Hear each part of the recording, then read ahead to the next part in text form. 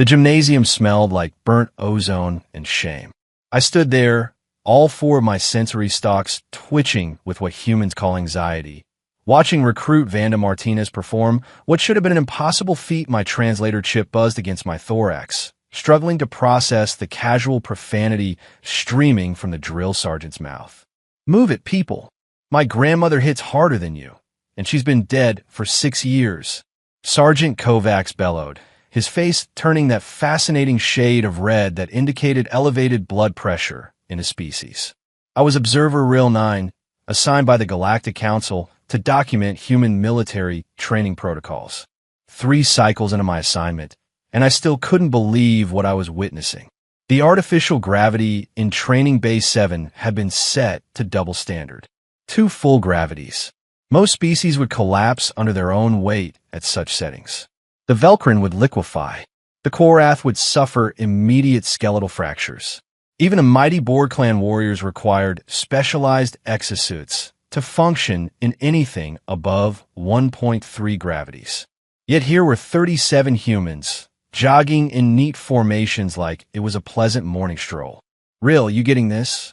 Lieutenant Hayes approached me, wiping sweat from her forehead with casual disregard for the crushing pressure that should have been pulverizing her organs. "I am recording, yes." I managed my vocal sac quivering. "Lieutenant, I must inquire. Are you experiencing discomfort?" She laughed. Actually laughed. Nah, this is light work. Wait until Friday, when Kovacs cranks it up for punishment drills." My 3 hearts performed an arrhythmic dance. "Cranks it up? Yeah. Sometimes we hit 2.5 for the really intense stuff." She stretched her arms overhead, joints popping audibly. "Builds character." Character. Humans were always talking about character. I had read the reports, of course. Every civilized species in the galaxy had. Earth, designated a death world, Class 7, possessed gravitational force exceeding safe parameters by 0.4 standard units. Its atmosphere was corrosive, containing dangerously high oxygen levels that would ignite most organic compounds. Its native predators were numerous and horrifying. Even its weather patterns were officially classified as hostile. Yet humans had thrived there, multiplied there, built civilizations there. And now they were here, among the stars, acting like gravity was a minor inconvenience. "Real, buddy, you look green." Private Marcus Williams jogged over, barely breathing hard despite having just completed 50 laps. "Well, greener than usual." "You okay?" "I am functioning within acceptable parameters," I lied, adjusting my stabilization harness. "Without it, I would have been a puddle on the deck plates 10 minutes ago." Cool. He bounced on his heels, and I calculated the force required for such movement under doubled gravity. The numbers made my analytical lobe ache. "Hey, want to see something wild?" No, I absolutely did not." "Yes, please," I said instead, because my report required comprehensive documentation. Marcus grinned, displaying far too many omnivorous teeth. He grabbed a standard-issue rifle from the rack. These weapons were designed for normal gravity operations and were typically mounted on stabilized platforms for accuracy. He held it one-handed. Then he began performing what humans called curls, lifting the 15-kilogram weapon up and down repeatedly using only the muscles in his arm. Under double gravity, that meant he was effectively lifting 30 kilograms with one appendage, casually, while maintaining conversation. "My personal best is 143, he said conversationally. "Trying to hit 150 by next month." I emitted a sound that my translator mercifully declined to interpret. "Martinez." Sergeant Kovacs's voice cracked across the bay like a plasma whip. "Why are you walking?" "Did I say walk?" "I said run." "Sir, yes, sir."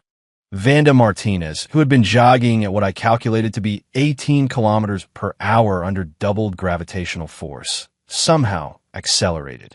Her boots slammed into the deck plates with enough force to register on my seismic sensors.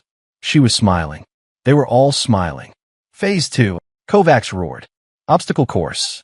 I want to see blood, sweat, and tears, metaphorically speaking, because if I see actual blood, that's paperwork." The recruits cheered. Actually cheered. The obstacle course rose from the floor, A nightmare of climbing walls, suspended bars, and shifting platforms that would challenge any being under normal conditions. Under double gravity, it looked like a death sentence. The humans attacked it with enthusiasm. I watched Private Lisa Torres launch herself at a 3-meter wall, fingers finding impossible purchase on the smooth surface. She hauled herself upward with strength that defied every calculation I had made about human musculature, cleared the top, dropped down the other side, and immediately sprinted toward the next obstacle. Behind her, recruit Danny Foster swung across a wide gap using only his arms, his body weight multiplied by artificial gravity. He was laughing the entire time. "Your people are insane," I whispered to Lieutenant Hayes. "Thank you," she replied, and I realized with horror that she'd taken it as a compliment. My communication device chirped. A message from Commander Thex, 9 of the Galactic Integration Fleet. The message was brief and terrifying in its simplicity. Commander Thex, 9 wanted a full demonstration of human capabilities for the Galactic Council representatives arriving tomorrow. Tomorrow. I looked at Lieutenant Hayes, my sensory stalks drooping with what I strongly suspected was despair. "The Council wants a demonstration." "Awesome." She clapped her hands together, the sound echoing through the bay like a small explosion. "We'll put on a real show for them." That was precisely what I was afraid of. The next morning, I escorted 7 distinguished council members into Training Base 7. Ambassador Quinn of the Etherian Collective floated beside General Vorth of the Kryn Dominion, accompanied by 5 other high-ranking officials whose survival I now felt personally responsible for. They hovered within their gravitational compensation units, marvels of technology that cost more than a small starship. I wore my harness. It wheezed ominously. "Ladies, gentlemen, and honored beings," Sergeant Kovacs announced, his voice somehow managing to sound respectful and terrifying at the same time. "Welcome to Hell Week. Day 3. Ambassador Quinn's translator emitted a concerned chirp. "Hell Week. Standard human military tradition," Lieutenant Hayes explained from my side. 5 days of intensive training designed to test physical and mental limits. "At what gravitational setting?" General Vorth asked, his exoskeleton already recalibrating. Hay smiled. That smile. "Today we're running at 2.7 standard gravities." The gallery erupted in panicked bleating, chirping, and, in Ambassador Quinn's case, a high-pitched whistle that shattered 2 light fixtures. "Impossible," General Vorth's translator blared. "No organic being can function at such levels without permanent damage." "Watch and learn," Kovacs said. He pressed the control panel. The gravity increased. I felt it instantly, even through my harness. My internal organs shifted unpleasantly.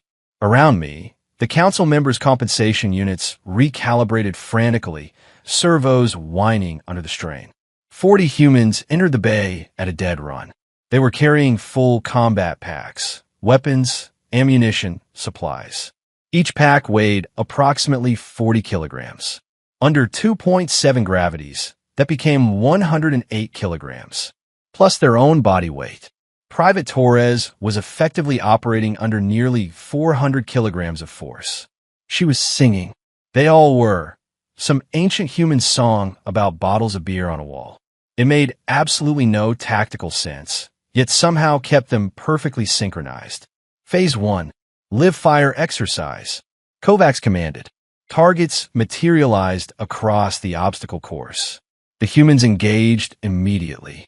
Despite crushing gravity, despite the immense weight, despite running at impossible speeds, their accuracy was flawless. 97% hit rate. Ambassador Quinn released a sound like escaping gas. "This cannot be real.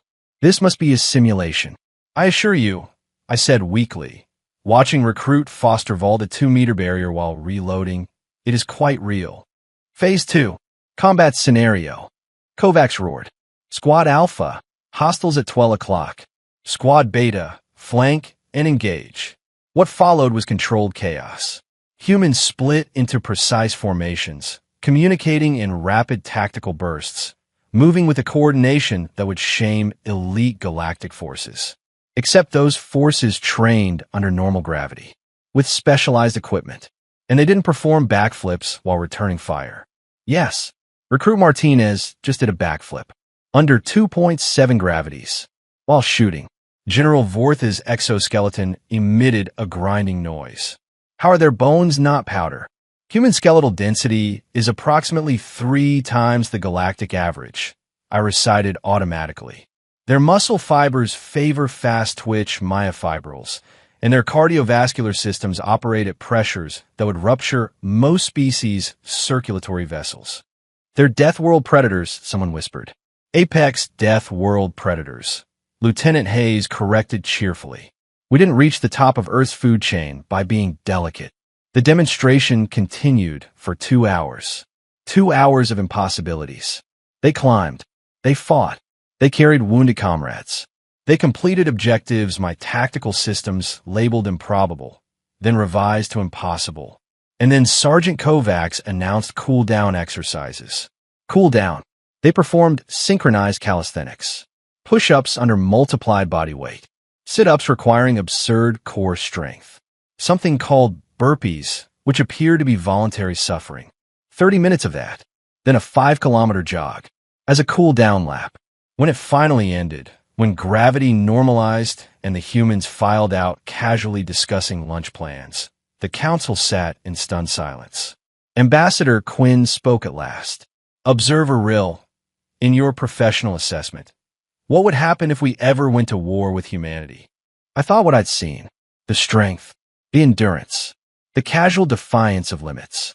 These weren't veterans. These were recruits. I thought of human special forces. I thought of Earth, their nightmare of a home world, which they considered comfortable. We would lose, I said simply. General Vorth nodded slowly. Recommendation? Ensure we never test that outcome. Lieutenant Hayes smiled. Only then did I notice the weighted vest she'd worn the entire time. An extra 40 kilograms, just for conditioning. Relax, she said. We're friendly. As long as you bring coffee and don't mess with our weekends. The council agreed immediately. After all, when a universe gives you humans, you don't make them angry. You make them allies. You bring them coffee. And you try very hard not to think about what they consider a light workout. If this story entertained or taught you something, please like and subscribe to our channel. It really helps us grow and bring you more stories like this. Thanks for watching, and see you in the next story.